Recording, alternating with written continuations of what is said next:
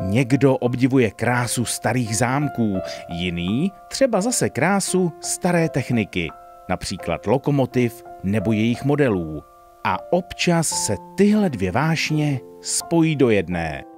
Modely lokomotiv vyrábějí nebo produkují zvuky skutečných lokomotiv.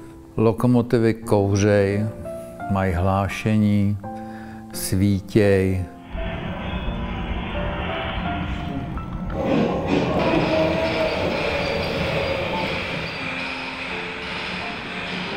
De facto pak byl prázdný prostor, takže jsem přišel s nápadem udělat tady to muzeum modelové železnice. Vydejte se s námi na sever Čech, na okraj krajského města, kde najdeme zámek, který skrývá jedno velké překvapení.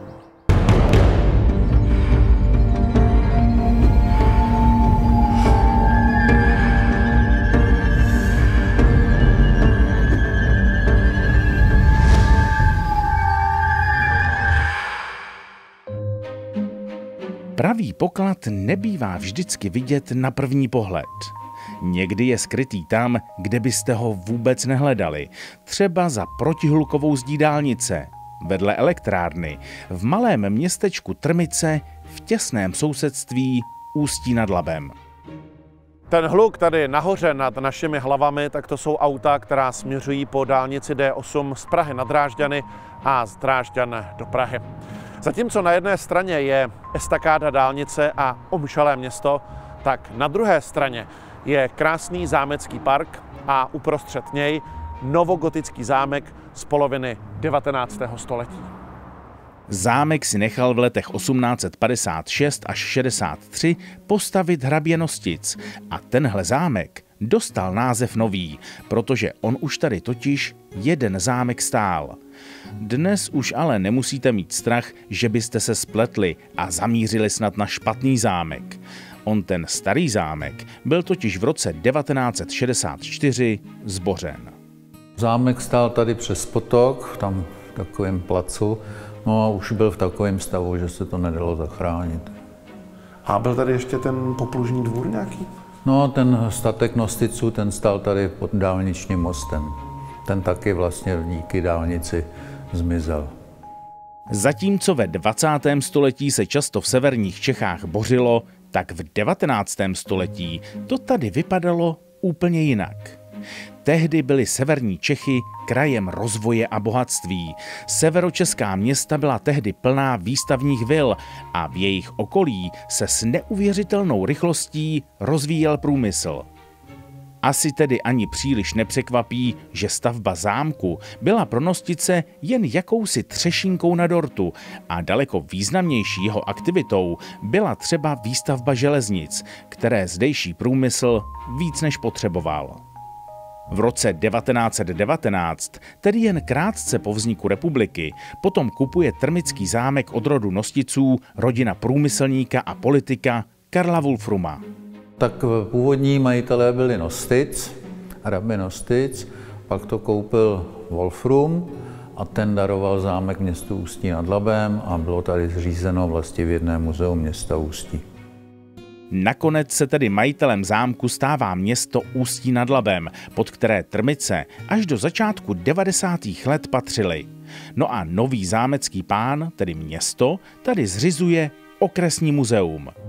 No, po skončení vlastně působnosti Ústeckého muzea tady na zámku v Trmicích, kdy teda i tady byl ten honosný nábytek, tak všechno se odstěhovalo pryč.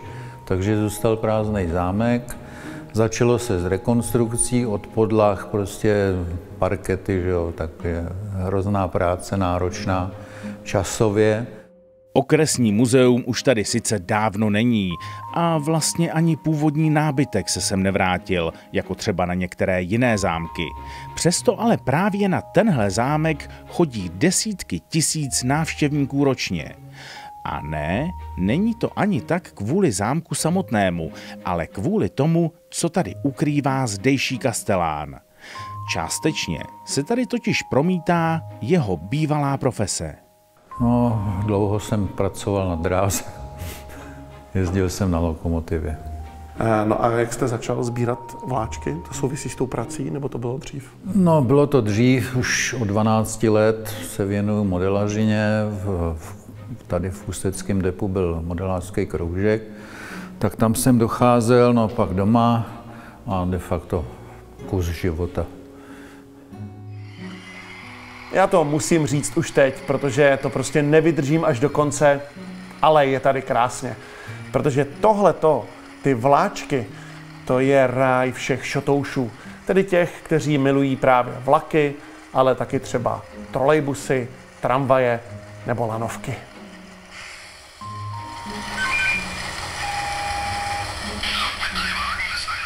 Když sem přijdete na prohlídku, tak místo portrétu nějaké ošklivky, která byla ve své době považována za nejkrásnější ženu Evropy, zrcadla, do kterého se musíte podívat, abyste poznali pravou lásku, a postele, která je příliš krátká, aby se v ní dalo spát v polosedě, natož v leže, si tu můžete prohlédnout vláčky různých velikostí z různých zemí a různého provedení.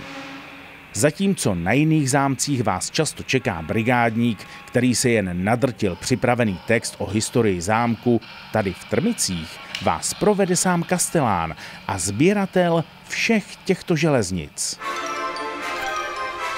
No já když jsem byl malý, tak jsme měli nějakou tu H0 nebo HOčko, jak někdo říká, ale tohle to mně přijde, že to není ani HOčko, ani Nko, TTčko, co to je za rozměr? To je velikost G, zahradní železnice, největší vlastně modely, které máme na zámku. Proč není zahradní v zahradě? No, zahrada je přístupná pro veřejnost. Párkrát jsem to teda instaloval i venku, ale to ráno nainstalovat, večer odinstalovat a teď už jako to nedělám venku. No.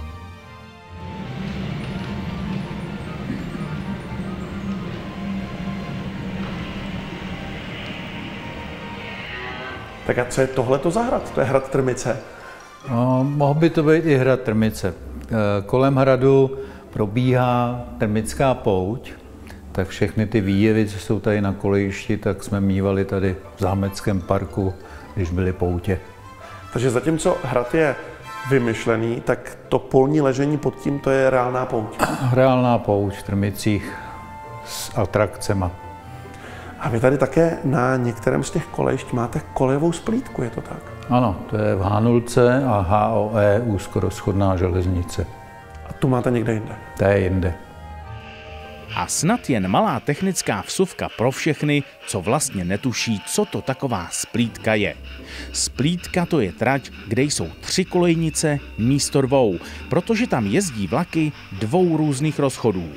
A kdybyste něco podobného chtěli vidět v reálu, tak u nás vám stačí zajet si k Jindřichovu Hradci.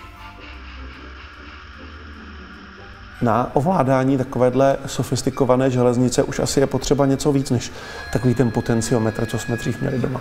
Tak je to zase trošku někde jinde. Dneska se dá modelová železnice ovládat tabletem.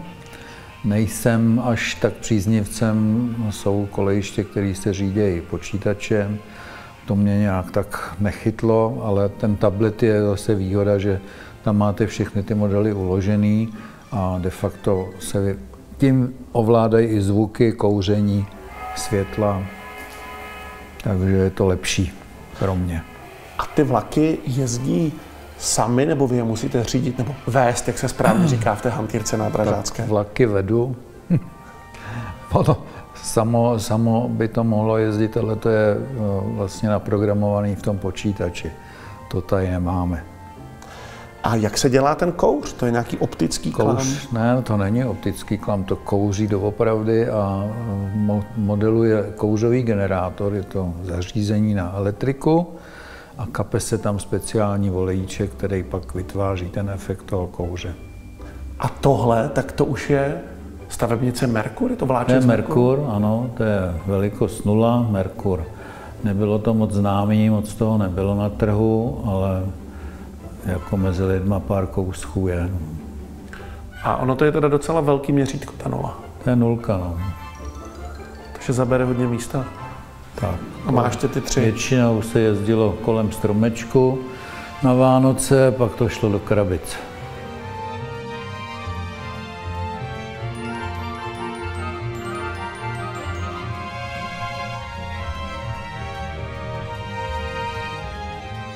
Tak teď by to možná chtělo si vzít teplou šálu, rukavice a čepici. Máme tady zimní krajinku. Jak se to dělá, že tam je ten sníh? To je nějaký moučkový cukr? Ne, žádný cukr nemůže být, to by sežrali červíci. To je speciální modelový sníh. Prodává se to v krabičce, v igelitovém sáčku a používám na to sejtko na moučkový cukr. Natře se krajinka Herkulesem a pak do toho sněžíte. Musí teda být zakrytý koleje, protože to je nezničitelný ten sníh, takže kdyby to došlo do kolejí, tak už mašinky jezdit nebudou. To znamená, že kdybych do toho teďka fouknul, ne, že bych to chtěl dělat, tak ten sníh může být, tak se to odfoukne, taky většinou toho je jako volně ložený. Jak je vidět, tak tajemstvím hradů nebo zámků nemusí být jen nějaké to strašidlo, poklad, tajný nacistický archiv nebo vlastně cokoliv dalšího, co je ale často jen trapnou báchorkou. Některé zámky zkrátka mají svá tajemství a kouzla, kterými vás dostanou, ale na rozdíl od přízraků z jiných dimenzí, tahle kouzla můžete vidět na vlastní oči. A i když někteří lidé tvrdí, že nejsou šotouši, že je železnice nezajímá, tak při pohledu na modelové železnice roztají nejspíš všichni, protože vlastně v každém z nás je kus šotouše. I když jsou Trmice kvůli elektrárně a teplárně spíš takovým průmyslovým areálem, tak na zdejším zámku si díky tomu, že se zachoval a díky nadšení zdejšího kastelána může každý, ať už má vláčky rád jenom trochu, nebo je do nich přeci jenom blázen, říct, ale je tady krásně.